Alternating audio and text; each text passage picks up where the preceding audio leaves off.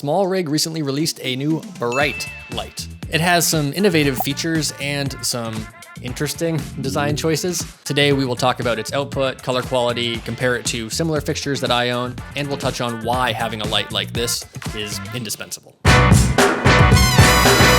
SmallRig sent me this light for free, so although they are not telling me what to say or paying me, I was compensated for making this video with this beautiful hunk of gear. So keep that in mind because I probably wouldn't be making a video about this light unless I did get it for free. On my most recent music video shoot, we used this light as our fake sun, and you can see here that we gelled it with some CTO, and that is because it is not an RGB light or a bicolor light, it is a daylight light. It has one single color temperature, daylight. And we'll get into exactly what its daylight is a little bit later. SmallRig does make a bicolor version of this fixture for I think like $100 more. When SmallRig reached out to me, I specifically asked for the daylight version because I am always maxing out the lights that I currently own. And with the types of shoots that I'm currently interested in doing, I, no question, would rather have a more powerful light than a more flexible light. Bicolor lights not only tend to be slightly more expensive, they also are less powerful. And that's way more true for RGB lights, but you do lose output different amounts from different manufacturers, but you always lose output when you go from a daylight source to a bicolor or RGB light. I do love me some RGB WW accent lights, but when it comes to a key light, I'm constantly running out of juice, and it's currently my biggest bottleneck on set when I don't have a rental budget and have to use just my own gear. Sometimes I'll do something like this and just throw all of my lights into one sheet of diffusion to try to create a big soft source. So having a 450 watt light will no doubt make my life easier. I will dig into the output and color accuracy in a minute, but first, what is unique about this fixture?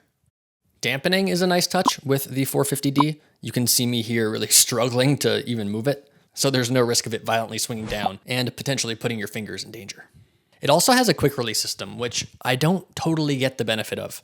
SmallRig says the design allows them to make the light more compact, and I guess the one benefit I can see is that you could attach the head of the light to a Arca Swiss tripod, if for some reason you wanted to do that, or put your light on a gimbal, but to me it just seems like an extra step and a total waste of time. And this would just be a feature that I decide not to take advantage of and not really annoy me, if not for the fact that in order to put this light in its custom foam carrying case, which I do like a lot by the way, it needs to be fully disassembled. Another interesting design choice was the addition of this little control panel. It magnetically attaches to a clamp that you put on your light stand. This is like a solution to the problem that you can't reach it when it's fully extended.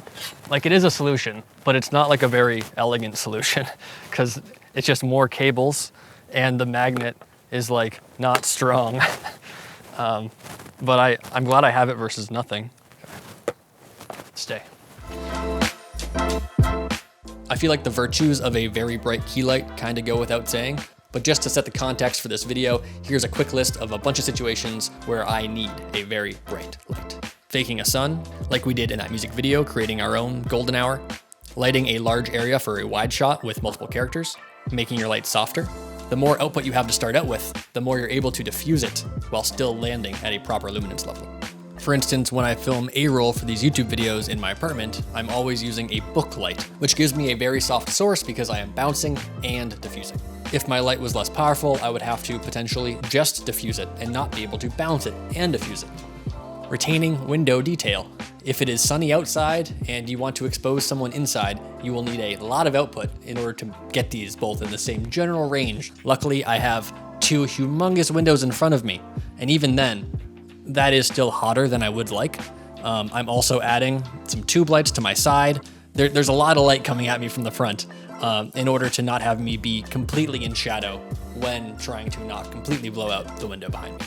I have a full lighting breakdown for the music video that I used this light on coming soon. The camera is set to daylight, so theoretically I want his face to be kind of daylight-ish. So subscribe if you want a better chance of the algorithm sending you that video on your homepage.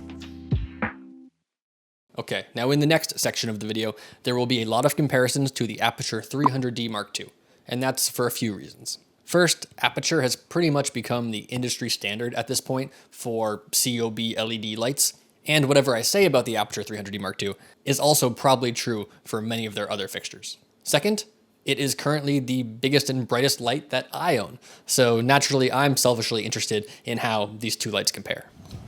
The fan noise was very similar. I've never had an issue with the 300D Mark II's fan noise, and I don't foresee having any with this. And to put a button on that point about the SmallRig's little control panel that I'm not a huge fan of, the Aputure 300D Mark II has a great system with the control box built into the power supply and a really sturdy clamp that attaches really easily to C-stands. I just love it. And if I wasn't already accustomed to that gorgeous system, then I probably wouldn't be so nitpicky about the solution that SmallRig came to. According to SmallRig's specs, this light is competitive with and actually outperforms the Aputure 600D. I forget the fancy name they give to it, I'll put it on the screen here, but that new technology they have, they claim makes the wattage even more powerful than it otherwise would be. But unfortunately, I do not have a 600D here with me to compare this light against. What I do have is the Aputure 300D Mark II, which is probably the more logical comparison because they are almost identical in price.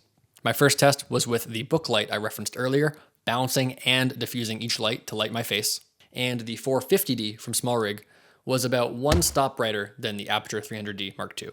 I had to go from an f4 to an f2.8 to get the same level.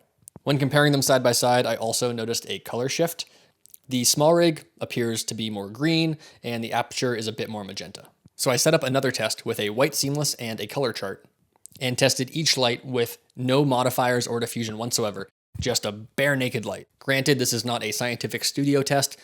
In my apartment, the floor will have color bounce, the walls will have color bounce, but I did my best to reasonably control the variables.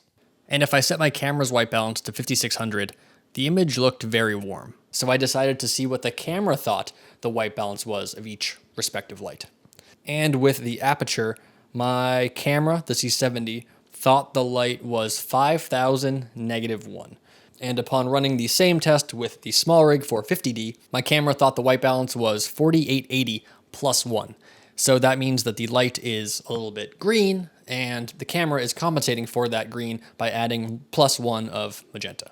If we are to believe the manufacturer's specs, SmallRig and Aputure both have their CRIs and TLCIs at 96 or 97, which for me just kind of means it's plenty good for anything that I will be using it for. However, Aputure also lists their CQS score at 95. SmallRig doesn't list it anywhere online, so I reached out to them to see if they had that CQS score or the TM30 score, which is another way to rank the color quality of a fixture. And they sent me this screenshot, which you can pause if you want to dissect further, but everything seems pretty good. And when it comes to the respective apps, the CitusLink app for Aputure and the GoGo app for SmallRig, CitusLink for Aputure is just farther along and has better UI. I mean, it's so inefficient to have to scroll to get to the brightness slider. The whole screen in this GoGo app is taken up by a light bulb icon that doesn't actually do anything, I don't think. The first time I used it on that music video, I was tapping the light and couldn't really figure out why nothing was happening until I figured out I had to scroll down to find the slider. Maybe it appears differently on different phones. I have a very small one, the iPhone SE, so maybe that plays a role. As far as connecting the fixture, for me, it was fairly painless. There are quite a few bad reviews of the small GoGo app on the App Store, so I assume there are quirks or there were quirks that they fixed.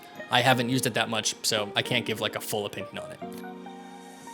So if I had to choose between these two lights, I would definitely keep the SmallRig light because it's brighter. And to me, at this point in my career, that's the thing that matters most to me. But if hypothetically I was given the choice between the 600D and the SmallRig 450D, I would definitely go with the Aputure. Staying in one ecosystem and being able to control all of my lights or the majority of my lights from one single app would be very nice, and the power solution just seems much better with Aputure lights.